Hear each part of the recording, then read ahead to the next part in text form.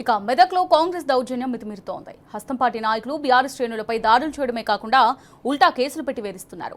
అధికార పక్షానికి వత్తాసు పలుకుతున్న పోలీసులు గులాబీ నాయకులు ఇస్తున్న ఫిర్యాదులను బుట్టదాఖలు చేస్తున్నారు. పైగా ఎమ్మెల్యే వాహనంపై దాడి చేశారంటూ పదుల సంఖ్యలో బీఆర్ఎస్ కార్యకర్తలను అరెస్ట్ చేశారు.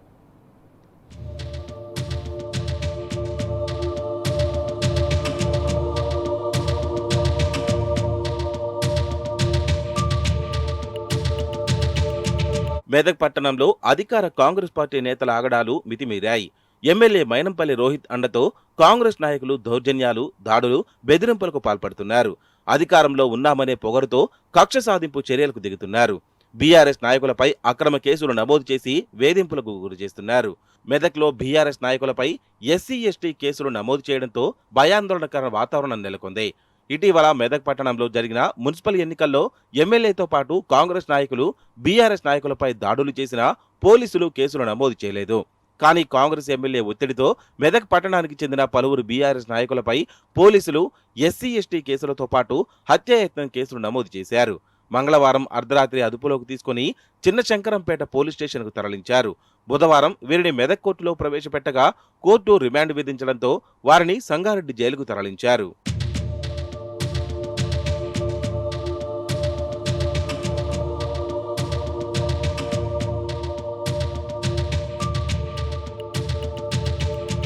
మెదక్ పట్టణంలోని 15వ వార్డుకు చెందిన ఆటో డ్రైవర్ బీఆర్ఎస్ కార్యకర్త హబీబ్కు చెందిన ఆటోను మంగళవారం రాత్రి దుండగులు దహనం చేశారు.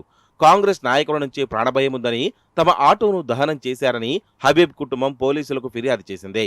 మెదక్లో కాంగ్రెస్ నాయకుల దౌర్జన్యాలు, దాడులు పెరిగిపోవడంతో పాటు పోలీసులు అధికార పార్టీకి తొత్తులుగా మారడంతో బీఆర్ఎస్ నాయకులు, కార్యకర్తలు భయాందోళన వ్యక్తం చేస్తున్నారు.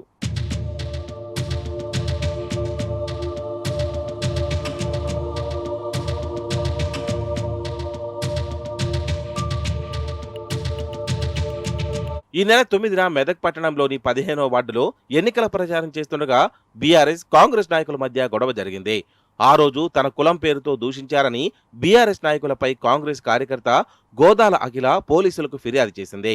15వ వార్డులో గొడవ జరిగిన స్థలానికి ఎమ్మెల్యే మైనంపల్లి రోహిత్ తన అనుచరులు గూండాలతో అక్కడికి చేరుకున్నారు. ఆ సమయంలో ఇరు పార్టీల శ్రేణుల మధ్య ఉద్రిక్తత చోటు చేసుకుంది. ఈ క్రమంలో ఎమ్మెల్యే వాహనంపై రాళ్లతో దాడి చేసినట్లు కాంగ్రెస్ నాయకుల ఫిర్యాదుతో పోలీసులు బీఆర్ఎస్ నాయకులపై కేసు నమోదు చేశారు.